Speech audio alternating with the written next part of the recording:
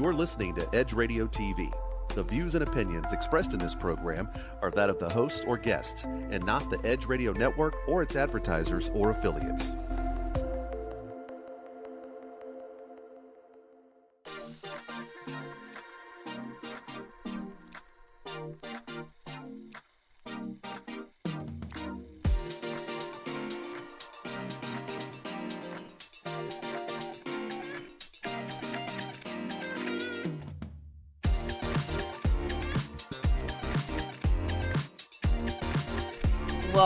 Welcome, my Edgy Entrepreneurs. Thank you so much for joining me today on Thursday, the 27th of May, the Edgy Entrepreneur Show. I'm your host, Jen Coleman-Ayers, and I will honestly say I'm a little out of sorts today. My guest is my beautiful and amazing daughter that I am just so proud of. I'm proud of both of y'all, but you get the spotlight at this moment. So we're just going to have a conversation with my daughter, Hadley Atkinson. So she just got off the stage. Honestly, I will start out here, how amazing she is and how badass I think she is. Got off the stage from giving her speech last night at the Cynthia Woods Mitchell Pavilion to her class, the first graduating class of Grand Oaks. Then went straight from there to the project graduation, which main event? Yes, it was from 11 p.m. to 5 a.m. So I picked her up at 5 a.m. And then you were nice enough to, do you really want to do this? Do you really want to go on the air with me today? Mom, I got this. So yeah, we went home and you showered and slept for an hour, got up and took care of your job because you're pet sitting for somebody. And then here we are. So you're running on an hour of sleep? I'm used to it by this point. I love that because that is what you said. Yes. Why are you used to this at this point? With speech and debate, normally we'll have rounds go to 2 a.m. And then after that, we have other rounds the next morning that we need to get up for at 5 a.m.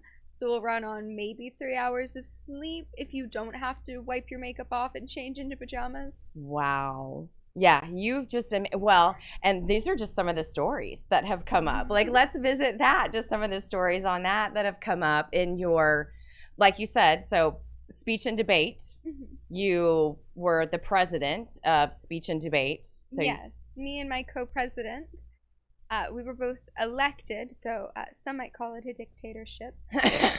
Well, it was you and Cole, so it kind of is a dictatorship. But yeah, we all set pretty high standards. We did. I think we did. I mean, we were third internationally at 2 separate tournaments. And a lot of that comes from mentoring younger debaters and making sure that they know our style, but also working with debaters from other schools that are just learning the new World Schools debate style. Right. So spreading that knowledge, not just taking it to be third in anything, but taking that knowledge and really seeding it back into the community. Yeah, I mean, we want to leave a program behind that's going to be able to keep up with the changing competitive field in a way that's going to make sure that Grand Oaks continues to be a threat on the international circuit.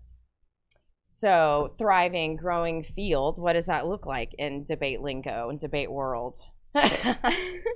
Currently, World Schools Debate is our newest format. It was just a qualifying event for state and NSDA, National Speech and Debate Association, 3 years ago, with which our Grand Oaks High School was one of the first ever teams to qualify in our district for World Schools Debate. Go, Coach Langston. She's an amazing coach, but she definitely preaches about teaching it to the younger students so that you're not just creating a good program, but you're also creating people who can go up against you so that you have someone to practice against and become better, because when everyone's on an equal playing field, you're all equally challenged and equally growing. Man, that's a beautiful platform to foster creativity and to grow a team, really. What is your favorite? Okay, so let's talk nights. Since you were up all night last night, what is your favorite? I mean, I have some stories that I'm like, holy cow, you just amaze me at your resilience and your ability to take whatever you take whatever you learn, whether it's a good round or a bad round, critique yourself, listen to your peers, listen to what they say in the notes, and then just do it better. So tell us some of those stories. Like, what were some of those tournaments that are going to stand out in your, middle school and high school career of debate, if you will? I think my most important tournament that kind of like set the stage for everything I was going to do, both through junior high and in high school, and hopefully most definitely in college, would have to be my first ever debate tournament, which is actually what I wrote my college essay about. I know you haven't read it yet, but you can eventually. I haven't gotten to read this college essay. But it's all about my very first debate tournament. Which I have pictures of. I mean, the memories came up in that yes. awful brown suit. Oh, I loved it. You look so powerful. I had a silk shirt with red roses that ruched up in the armpits because sweating underneath a suede suit jacket with actual shoulder padding. Suede? That is like not suede. Polyester, baby, not suede. I don't know. That thing was way too hot and did not move in any normal way. You live and learn. It was the first that you were stepping out. And it was a terrible suit. But I still have it. And it is one of my favorite suits because the skirt's kind of flattering and brown is back in. But at that first ever tournament, I was doing congressional debate, which is a little bit different from what I do now.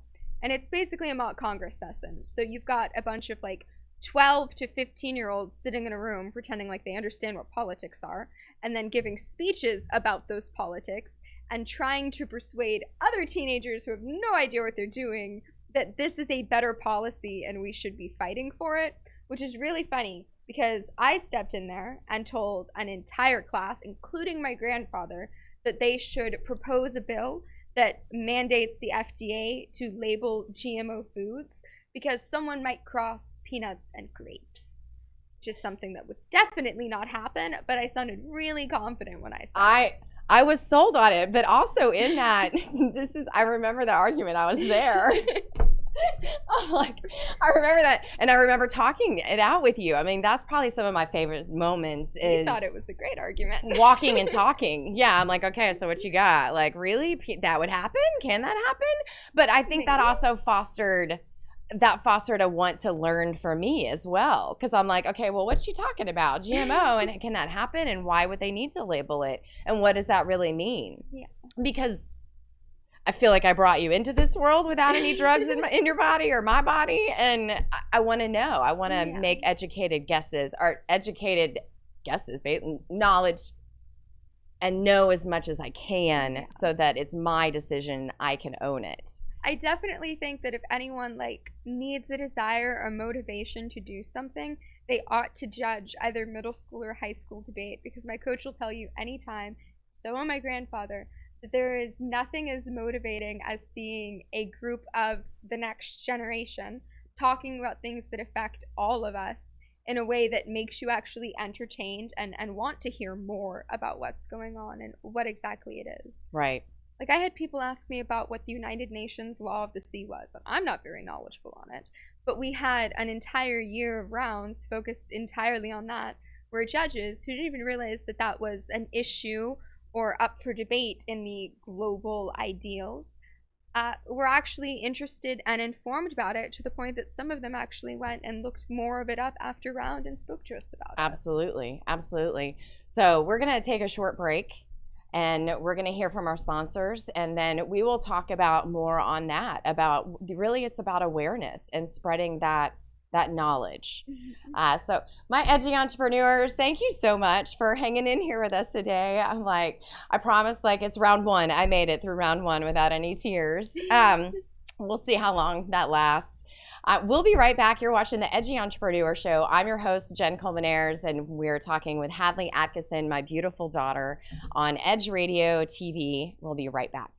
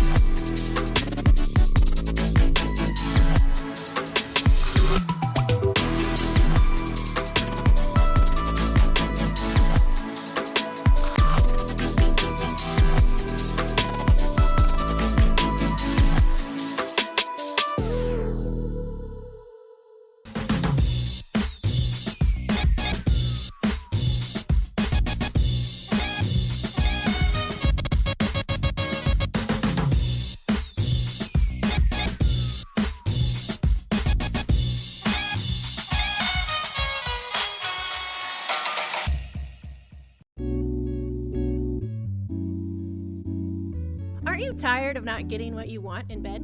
Are you ready to spice things up behind those closed doors? Woo! We're here for you every hump day at 7 p.m. This is Sex on the Edge with Jen and Hen. I'm Jennifer Reeves. And I'm Hendrik Scott, and we are professional licensed sex therapists. So remember to watch us Wednesday at 7 p.m. on Edge Radio TV, just in time for sexy time.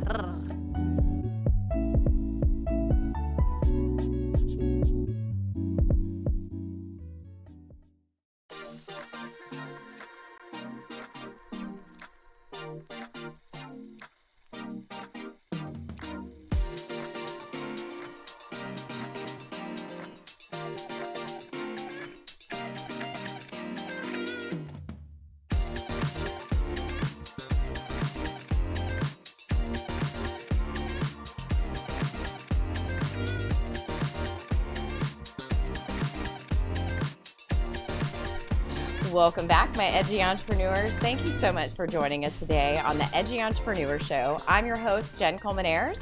We are visiting today with my beautiful daughter, Hadley Elizabeth Atkinson. Before we left break, we were talking about your legacy and the legacy that you are leaving. So before that, I kind of want to hear about leading up to last night. Like, tell us your short version of leading up to last night. I mean, you had a vision. I truly believe when you started debate, like 7th grade, there was something in you that you were like, I'm doing this, I'm going to be great at it. And the more you learned, like the more you dug in, and you told Mom, Mimi, that you were going to give the speech at graduation. And y'all, circumstances are crazy how it all works out and manifested for real. But just kind of give us a recap of what your debate career has looked like and leading up to last night. As long as you promise not to cry. I promise. No, hold on. Let me grab my Kleenex. Okay, no, I promise not to cry. So I started in 7th grade and then went straight through to senior year. And I started by doing literally every format of debate that we offered. I don't think there's a single one that I haven't tried yet, even if it's just in the classroom. And I think the point there... What I was interested too is that includes not just like debate speaking, but improv and like really being emotional and like interacting on a one-on-one basis with your peers. Speech and debate covers a lot more than just sitting down and arguing with your peers in front of a judge. I mean, there's dramatic interpretation where you're actually like telling a story. There was a beautiful one written by Christy Thomas, which I actually had the honor to perform. She's an amazing lady. And it was about a woman who had lost her husband in a war and was about to lose her daughter because she didn't have I think it was a liver, and she really wanted to donate her own liver, but to do that, of course, medically assisted suicide. So it's an incredibly dramatic piece, but it resonates so much with different judges, especially parent judges, and other people who have had kids or have gone through the same thing of losing a parent or losing a child or losing a loved one. And it's that kind of atmosphere that you see all over debate tournaments, but especially all over a high school that has an active debate team. Because everywhere I've been so far, and that's 3 different schools competing on 3 very different debate teams. Yes. Is the fact that none of these teams are the same. Because every single one of them was made up of a different ratio of speech kids and a different ratio of debate kids. And they're all willing to share what they know and create like an actual culture. And we had a bonfire our junior year just so that everyone could get together without the actual competition pressure. And everything we bust out was like a massive dance party. We had macaroni and cheese together. It was a great time to actually talk to the people behind the cases and understand what they know. We had project graduation last night, and one of my dear friends, Esperanza, who's on our debate team, is incredible when it comes to pop culture, which is something you never would have known from an actual debate round. But the way she can flow in different R&B singers, the way she can remember just any movie straight from a single line or a single clip played, she's got such a wealth of knowledge that's all based on her interest and who she is as a person, even though we compete in the exact same style of debate. we're not the exact same people because Right. we both have different interests. And that's, I kind of want to jeer off there a little bit. And that's what I love about kind of the culture that you've created and where we're headed. And to be a mom of 2 daughters, you know, I'm like, I was a mean girl, and I know mean girls. I mean, really, honestly, yeah, and it hurts. I mean, and that part is really painful, to not be included and to not be understood, and to feel that you're so different and isolated, or that you're supposed to fit into this box that's the social norm. So I love that you're able to bridge that, like, and realize that, like, you have magical abilities in this area because your brain works that way and my brain doesn't. So let's collaborate and raise the tide for everybody. It's been really wonderful working with my co-president for speech and debate, but not just speech and debate. I mean, we work well on our own teams together. But it's interesting to see his point of view, because he comes from sort of a different background, and he does a lot of speech, and he is possibly the funniest person you'll ever meet. He's got such a massive personality. Mimi has a crush on him. So I think everyone mom. who meets him does. Because he's such a bubbly and enthusiastic personality that people feel comfortable talking to him. And that obviously comes out in the debate round. He was telling a story at our last debate awards about the very first speech he ever gave when our coach told him it's supposed to be conversational. So he gets up on stage and starts telling them about Nicki Minaj and about Cardi B and about the music he's been watching, while just adding in little bits of what we're actually supposed to be debating about, because he wanted to have a conversation with the judge and actually talk to people. And it's so interesting to see people like him compared to people like me, who are a little bit more awkward when it comes to debating, and I tend to be more formal. But with us on a team, we balance out in a way that makes us possibly the sassiest team that we have currently on roster. Well, I mean, you are nationally ranked and internationally ranked. So, yeah, I don't know how many high schools can say that, honestly. But y'all are a super team. I mean, and the power comes in the team that you've created. And it's not just you and Cole. Like, I watched you love on your team. You're not supposed to cry. Nope, not doing it. But yeah, you're an amazing leader from the inside. Well, I try to be. I want to make sure my team knows me, and they'll tell you at any tournament that I'm the mean one when it comes to our presidents. Because I'm not going to accept them sitting down and refusing to work and not doing the most that they can. Because I know that every single one of them has a vision, has a dream, has something that they want to share and get out there. And the only way they're going to be able to articulate it and achieve it is if they're actually going to work hard, dedicate themselves to it, and challenge themselves to continue to grow. I had so many of my beautiful underclassmen, girls that I helped coach and put together on their own team this year, and then they qualified for state. I was so proud of them. I had them come up to me afterwards, and they said that I was an inspiration to them, and I'm like, I'm not your inspiration. Your inspiration is the fact that you actually got up there and saw what you're capable of and were willing to learn. That's what's driving you. It's not a person, it's your own motivation. Right. And it's great to have somebody that sets that standard so high. I mean, it really is. You're a role model, and that's where the thanks comes in. I mean, I thank you all the time. I mean, you and I have conversations, and I'm like, man, I never looked at it that way. Or like today, I'm like, you guys, I'm not kidding. Like, I pick her up at 5 o'clock, and she's just like glazed over, and I'm like, baby, we don't have to do this. Like, baby, we don't have to do this. And this badass looks at her phone, and she's like, no, if we don't do it today, then it'll be next Thursday. No, I'm not wasting that energy. Let's just do it now. And that is so true. I mean, just do it. Like, we're going to, 3 hours of today and 3 hours of your life right now is going to save you so much energy on you and I trying to, it's going to save us 3 hours of trying to connect again down the road. Is it not? It is. I mean, it's just constant. There's so many things to juggle. I mean, I thought graduating would free up my schedule, but now it looks like it's busier. Welcome to life. No, there you're kind of in a box and it's set out for you. Mhm. Now you've got to figure out how to take all of that time and manage it on your own, still with all the things that you want to do. It's definitely a challenge. I mean, I'm hoping that I can figure it out before college so that I have the opportunity to lead new people and to help them find out what they want to do and actually become a productive member of a college society. Oh, absolutely. Absolutely. I think you're going to take what you've done here and just expand on it because you have a team behind you. I mean, that's really the beauty in it. It's not like you're leaving high school. Like, you're just like, okay, look, guys, like, go fight, win. We did a great job. Now let's go sprinkle these seeds. Is that kind of how y'all see it? I mean, I definitely want to see them go to all different coasts, all different countries, and encourage other people to do what we've been able to do. And everyone I know on our team is hoping to be involved either in politics or in humanitarian, or they want to be involved in education.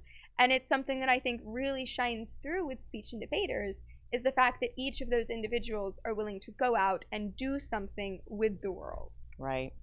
It is. It's just so beautiful. Like you said, if you question where this world is going, I challenge you to go and judge a high school debate. One, y'all are always needing judges. like Audra Langston will happily raise her hand, I'm sure, somewhere in this post and say, yes, yes, please, please. Really, one, I know as a parent, it educates me on what our systems are really doing out there. Yeah, it's just beautiful. So, and then you see these children that you hear little snippets of on the news and you're like, what? Like they are articulating this. They understand this. They grasp the knowledge. Like, come on, give them a break. So on that note, we'll be right back after this commercial break from our sponsors. You're watching the Edgy Entrepreneur Show. I'm your host, Jen Coleman-Ayers, and my beautiful daughter, Hadley Atkinson. We'll be right back.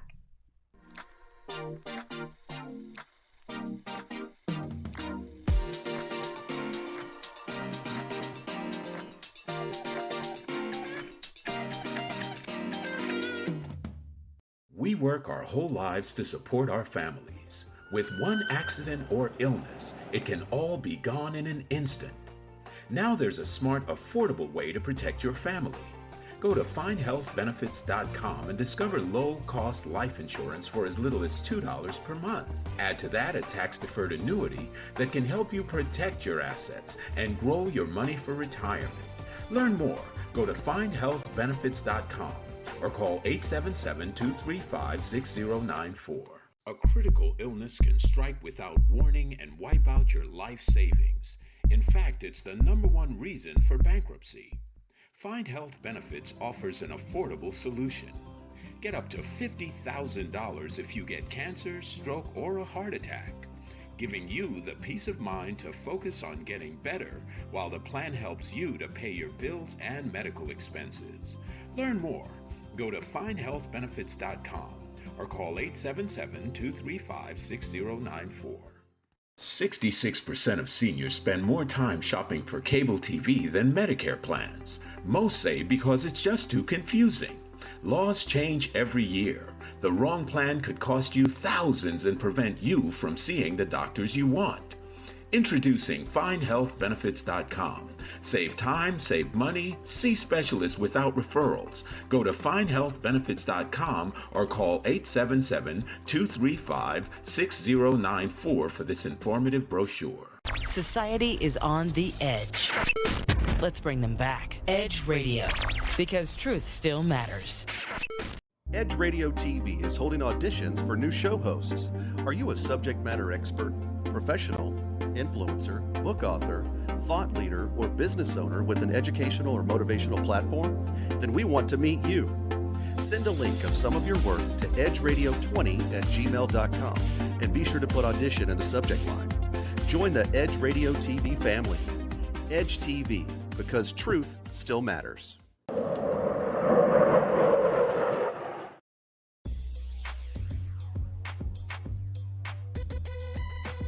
The Natural Nation Network is really about taking control of your health physically, spiritually, emotionally, even intellectually, because there's so much out there in misinformation. There's a lot of people now that are suffering from all sorts of diseases that they really wouldn't have to suffer for if they had better information. And that's what we're here to do. Provide information that can save lives. The mind and the body are totally connected. Health can be really serious, and sometimes we just have to lighten it up a little bit while we're still providing substantive information. And my sort of mantra on the salsa dance floor is kind of similar. I tell somebody, if you make a mistake twice, it becomes a move. Okay? Tune into Natural Nation every Tuesday at 11 a.m.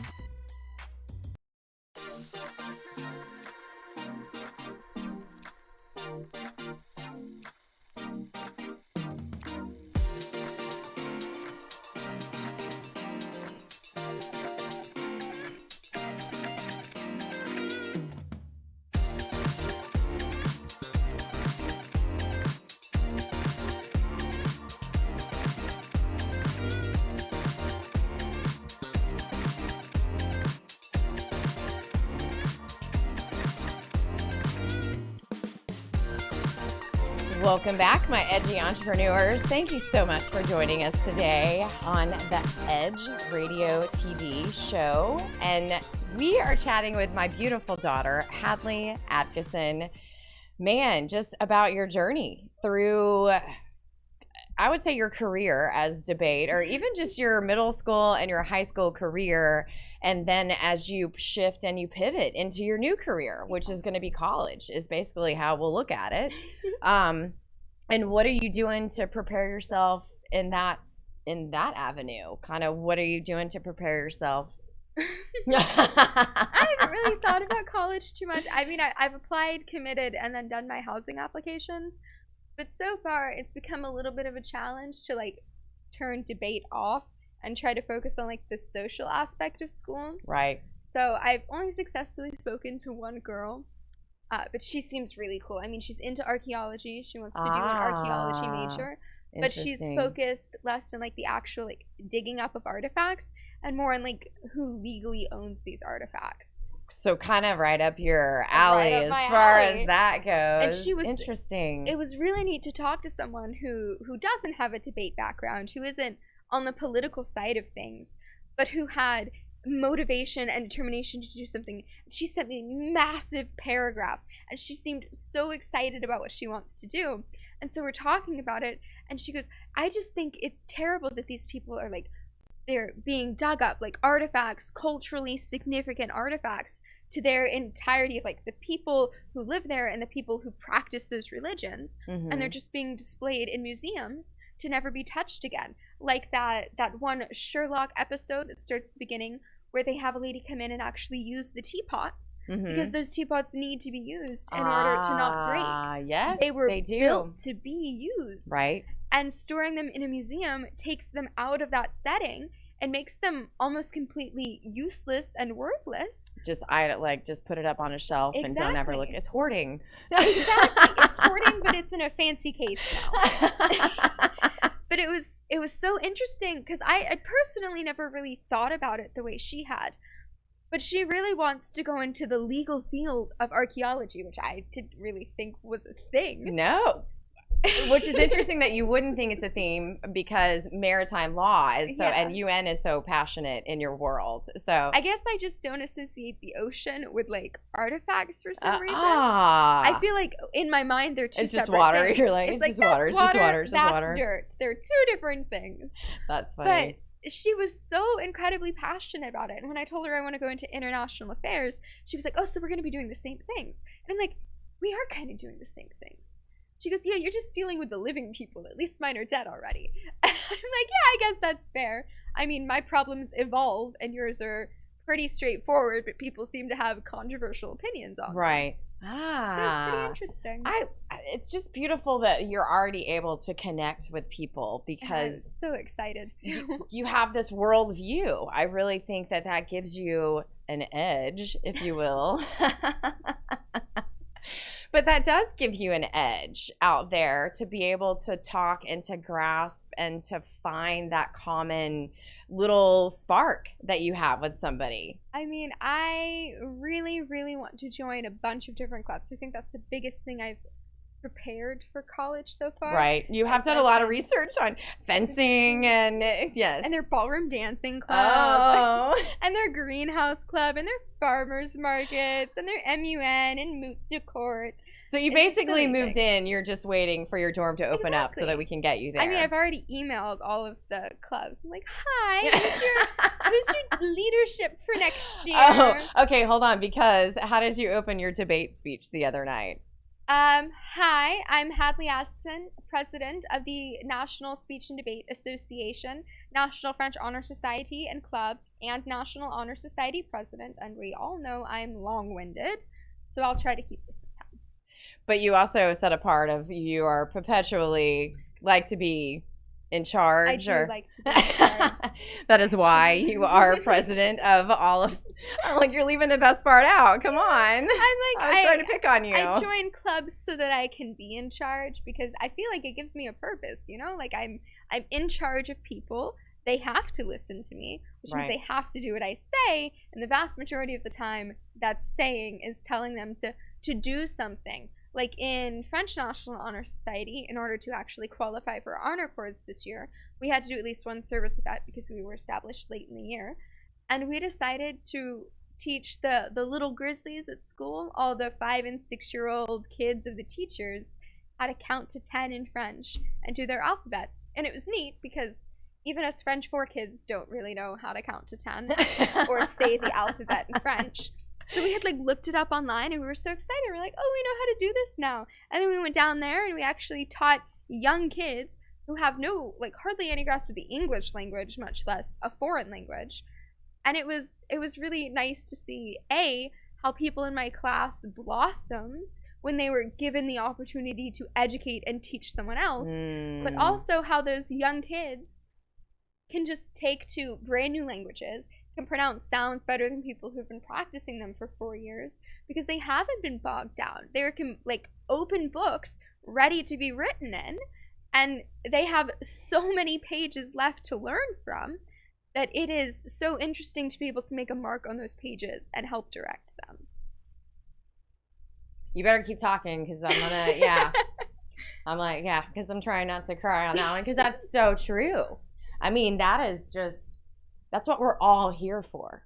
I mean, that really is what we're all here for. And I really think that this next generation, I'm not going to quote my principal, but he did say that looking out on the crowd that he feels secure. And when people laugh or cry about the future, he's secure in knowing that at least there is a class of graduates that are determined and were able to take a school that didn't have any traditions or culture, that didn't have any upperclassmen, that didn't have anyone to teach them, and to actually create massive traditions. We went and cleaned up the nature preserve near us. We hiked for 4 hours with trash bags and gloves and cleaned it up. And it was so nice to see tons of different people because, sure, we were there to get our service hours. Right. But you made it fun, too. Decided to join us.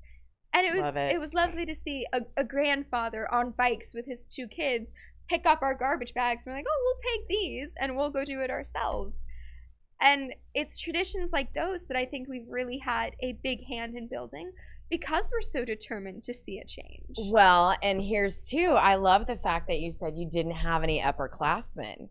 And I think that's a powerful, not to be overlooked. Like that's a powerful point is you didn't have those preconceived notions and you weren't indoctrinated into what that already was. Like you got to create this. So tell us just a little bit about what you've created because... I mean, we started at Oak Ridge where we did have upperclassmen. Right. So we had, we saw how a school could be. It could be oppressive. It could be bullying freshmen and sophomores. It could be having a very functional NHS. It could be having massive year-end traditions. It could do all of those things. But it also has very negative sides. Like you feel like you're never seen.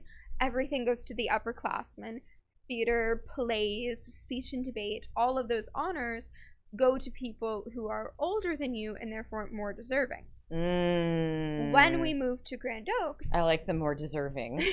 Because that's true. Because It's another society thing that we've been put on, that just because we're older, we're smarter. Yeah. It out in the real world too. But there's definitely a shift. Like the song by Bowling for Soup, High School Never Ends. It doesn't. No, it doesn't. But it was. You just learn how to navigate the halls. Hopefully. But yeah, it was really nice to be able to create our own traditions. And actually, like, for Thanksgiving, we took chalk and invited every single student club down to write what they were thankful for, so that everyone, when they came in the last day before Thanksgiving break, would be able to see that and have something to be grateful for, and to, even if they were having a bad day, see how many people were grateful for their clubs or their teachers or maybe even them. And that was something that I think was really amazing, because you had so many different people get together and so many different people talking about so many different things and from so many different clubs, backgrounds, orientations, ideas, and desires. Was awesome to spend 3 hours together just talking and hanging out. And doing something, doing something in service for the greater good, because you're all here doing this for student body. Mm-hmm. So as they walk in, you're lifting their spirits and sending them off with love and gratitude to have an amazing day, an amazing holiday with their families. That's fun. Beautiful. Tell us about your senior project. And I bring this up for multiple reasons, so I will let you actually, hold on. Let's do this. So let's take a short break. And after this quick break from our sponsors, we will come back and we will talk about your senior project and just kind of the culmination and what that looks like, and where you want, I guess, the message that you want to leave really for people out there. I mean, this has just been, I could cry all day. I probably will cry when I go back and watch this multiple times, because you're amazing. My daughter's a badass, and we'll be right back with you after this short break. You're watching the Edgy Entrepreneur Show on Edge Radio TV. I'm Jen Coleman-Ayers, and this is my beautiful daughter, Hadley Atkinson. We'll be right back.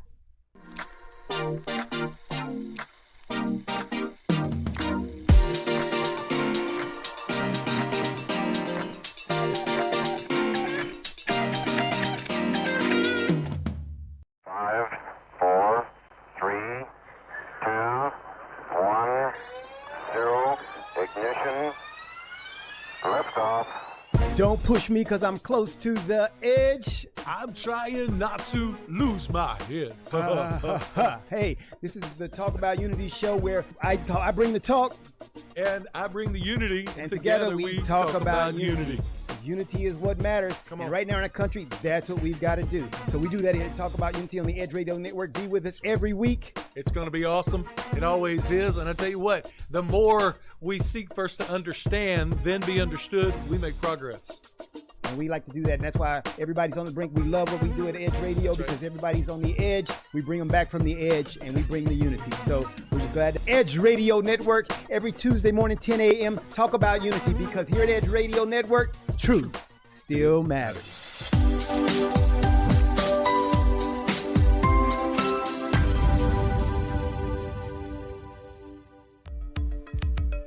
Are you a small business owner concerned about the downturn in the economy? Top business leaders like Mattress Mac and Warren Buffett will tell you that now is the time to promote your business more than ever. People need your services. Your business needs an edge. Learn about special advertising packages for small businesses right here on Edge Radio. Find out more, give us a call at 281-744-0446. That's 281-744-0446. Edge, because truth still matters.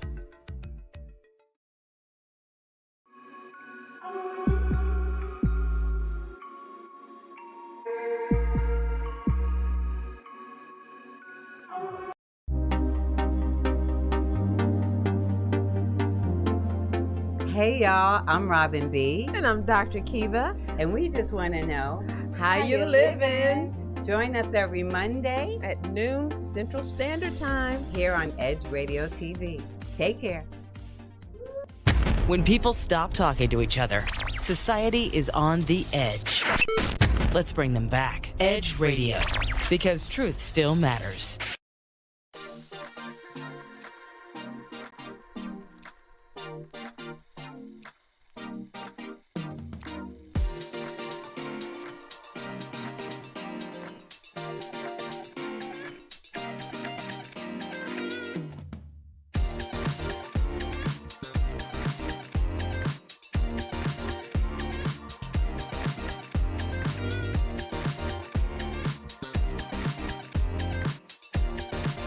Welcome back, my Edgy Entrepreneurs. Thank you so much for joining us today on the Edgy Entrepreneur Show. I'm your host, Jen Coleman-Ayers, and this is my beautiful daughter, Hadley Atkinson, joining me today as she just gave the commencement speech at the Cynthia Woods Pavilion last night. And man, the legacy that y'all built at Grand Oaks is really just something special. We talked about the fact, too, that you didn't have any upperclassmen. Mm-hmm. You didn't have any upperclassmen, so you really, it was up to you, to y'all, to somebody to step up and take leadership. You own that.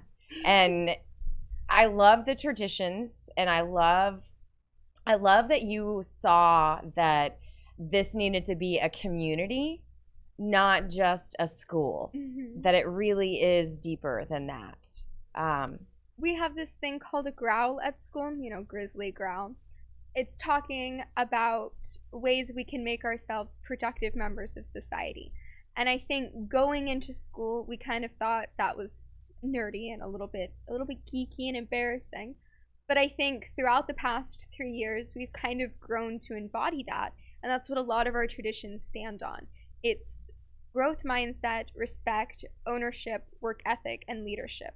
I don't know if you heard it in my speech last night, but I worked it in on my end challenge because I thought the administration would really like the shout out. Go ahead, go ahead and share it for us. So I challenge you, Grand Oaks Grizzlies, on your journey to becoming a neurosurgeon, a realtor, while serving this country or starting your career, in your intro to econ classes or your student association clubs. I challenge you to embody the culture we have created. Grow in your studies. Stand as a model of respect. Take ownership of your future. Let your work ethic shine through. And remember to always lead with pride. Which I think is something very sweet, but all of those things have slowly come to play a part in each of our traditions that we've created. We started with, I think, respect, and it was our first year here. Student council wasn't super established, and we didn't know how the administration was going to respond to us.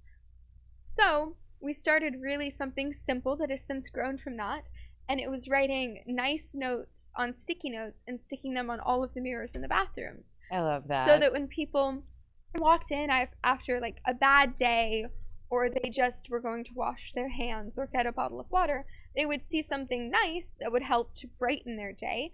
And I think that's what really started to define how we were going to grow, not only as a school and a student body, but as a culture, because there were only 2 classes. We had freshmen and sophomores. Yeah, and tons of empty space and empty rooms, and it was it's big and intimidating to be in a high school in general, but then to have the space that you can be isolated and be I don't need to know those people. And we did our graduation last night of 530 people, the smallest graduating class in our district. Absolutely. And I still didn't know 75% of the people. Yeah. Because our school is just so big.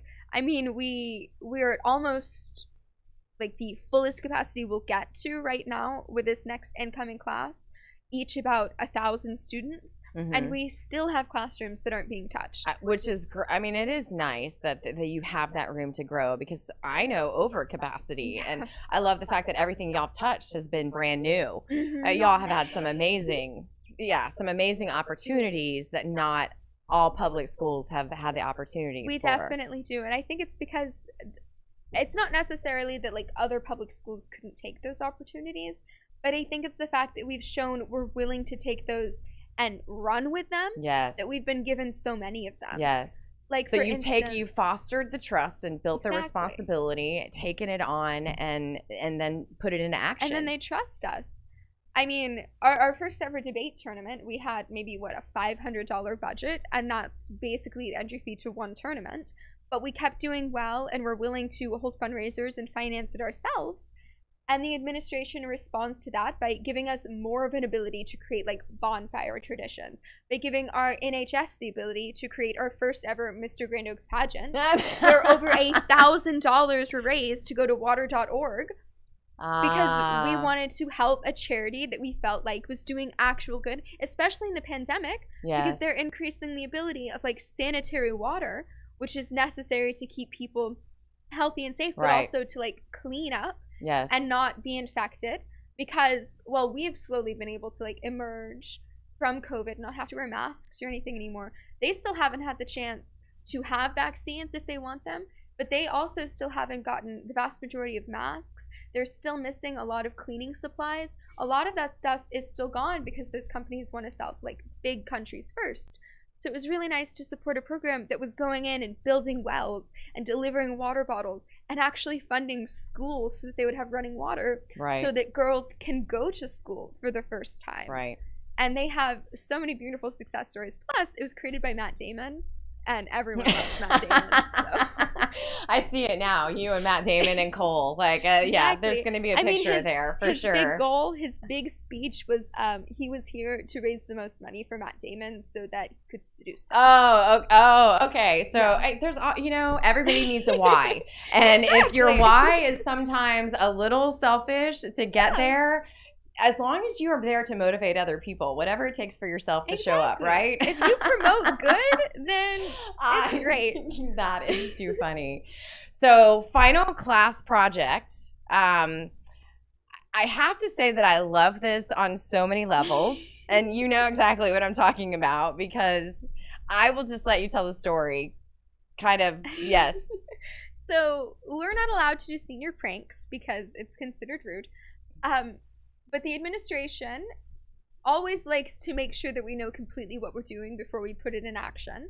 So love that. I like have a plan. Exactly. I mean, I wrote up an actual business proposal. I had to look up a blueprint and everything. And fill it in. I mocked up my little model of what it was going to look like, and I presented it to them because they present a massive challenge when it comes to getting things approved. And it's good because we get to practice with bureaucracy while we're still in actual real bureaucracy. Like, how does that really work? Yeah. It was relatively difficult, but I've had this idea since I started sophomore year here. We are Grand Oaks High School, and yet there is not a single oak tree on our property. So my big goal was to get ourselves a grand oak planted in the middle of a very empty courtyard right outside the library. And it's a small sapling, about 5 to 7 feet tall. And the point is that it will grow with our student body. So as we have more classes come in, more people carve their name into the tree, more people leaving plaques to say that they were here. I don't know about you. I mean, these are high school kids. I know. Like, they'll be not so sweet though that you envision is that this beautiful tree is going to get I think it's 40 to 60 feet tall. It grows in a massive girth, and it's going to create this beautiful place where other classes, like our sophomore class after us, can sponsor benches, can sponsor parks, can sponsor flowers and things, so that it really does become a community spot that people can come to and enjoy being at, so that school doesn't feel so much like a chore, but instead like the opportunity to hang out with people, learn about them, and grow much like a tree does. I wrote in my... It's when you know somebody's roots. You can reach for the stars. Took the words right out of my mouth. No. But I really... It was a bit of a challenge, but the student body stepped up. We fundraised it ourselves within 24 hours. I was incredibly impressed. Not a super expensive tree, but to get high schoolers to donate to things is a little bit of a follow difficulty. Through on that action. Yes. But it was less than 27 cents per student, and we managed to fund all of that, plus some to go back into senior scholarships for next year. Oh, that's awesome. Which I was super excited about. So now we are See, working when you on when you planting our show tree. up big, your expectations grow And exponentially. I'm so excited to see this beautiful tree from the class of 2021, the first class, the one who Yes. planted our roots here, put roots into the soil and grow as the school does and grow as the community does. That's something I'm really looking forward to because in 10 years, it'll be a big tree. It Because will. it grows like a rate of 2 feet per year, so it'll be a massive tree Aw, by then. so when you go back for your class You reunion. can take a picture in front of our Aww. So as beautiful as that story is, I also want to talk about just how I love your tenacity behind the scenes. Because while all of that is beautiful and you are a force to be reckoned with, I want you to give us a little insight on how you're a force to be reckoned with. I mean, you're very knowledgeable on how to get things done, but not how to bulldoze through them. So I admire it. Tell me your navigation there on that one, I guess. So I really liked this idea, and I ran it by my debate coach, and she thought it was wonderful, but she's not on the greatest side of the administration, so I have to actually go through. So you them to knew get that you were things heading approved. into this challenge. You knew the adversity was the administration. Well, they wouldn't approve anything for student council that wanted to do the same things. So I understood going in that a lot of the time they want to make sure things are safe and that there's nothing that's going to put kids in danger, that would keep us like on school grounds, that would potentially put us like in the face of traffic. That's why we don't go outside for lunch. Like things like that. I understand that their top priority is safety. So a lot of what I had to do research-wise was making sure that A, the costs were covered, but B, it would be safe and sustainable and placed in a way that would continue to keep people safe. But as soon as I asked our principal, he said no. Right off the bat, I was like, how do you think about a tree? And he goes, we'll talk about it and get you some other ideas. I like the gentle redirect and get you some other ideas. I mean, it wasn't have you rude. met Hadley? I'm sorry. Yes, okay. As I don't get redirected. Instead, I went to every single one of our assistant principals and counselors and other lead assistants at the school and spoke to them about my tree and showed them the proposal and got their support, so that when they went into their faculty meeting 2 days after I turned in my official proposal, everyone except for the principal was already on my side. Which was really wonderful because they were very excited too. Yes. They really liked to see people creating traditions and taking the reins in a project and making sure that it's funded, it's sought out, it's mostly donated, it's something the student body wants, but it's also something that will strengthen the school and make them look good too. Right. And I love your diplomacy on that. I mean, I think that's what I admire and appreciate about that is how diplomatic you worked that. Like, you know, the adversity. You didn't bull in the china shop and be like, I've got this paid for and here's this and I'm gonna do it. Like, let's protest and wrangle the student body and like everybody, let's make banners and flyers and like let's make a big issue of it. You handled it with coof and with class. I mean, that's all I can say. It was very classy. It was very well done. It was for the greater good of all. I mean, I think I only had to make one flyer out of the whole thing. That's so amazing. Because the student body was so willing, and once the administration realized that it was something we actually all wanted and that it was something that could be really great for people, they were so ready to get on board with the project. So we're going to wrap this up here. This has been so amazing. You and I could talk forever, and I love to pick your brain, and I'm so blessed that you, didn't sleep and that you are just the badass that you are and said, no, Mom, let's do this. You have so much to share with the world, and it just comes from your heart. So what do you want to leave? Like, what do you want to say? I just want to make sure that anyone, regardless of whether or not you have your own business, whether or not you want to start your own business, whether you're watching this because you think my mom's hilarious, which are all incredibly valid reasons, I just want people to know that it doesn't matter if you're a high school student or a woman who's reached her prime. All of us have something to give and something to share, and a vision that we have the ability to create, and that only we have the ability to create. And I just want to make sure that people don't squander the opportunity they've been given, because taking what we have and running with it is what's gotten us this far. Taking what you have and doing it for the greater good. Taking what you have and doing it out of service and out of love is all we can really do. Man. Yeah, I'm excited to see what's going to happen. I'm excited to see where this is going to go. So my Edgy Entrepreneurs, we didn't even get to the fact that you've run a lemonade stand and she's had her own dog walking business. Like, we didn't even get to the Edgy Entrepreneur part, because you can see how I guess ingenuitive you are just in the process in school and that aspect of that political realm. Yeah, good luck. I love you, and you're amazing. I know you're going to do amazing things in this world. And my Edgy Entrepreneurs, seriously, take a play from this girl's playbook. Make a plan. Have a blueprint.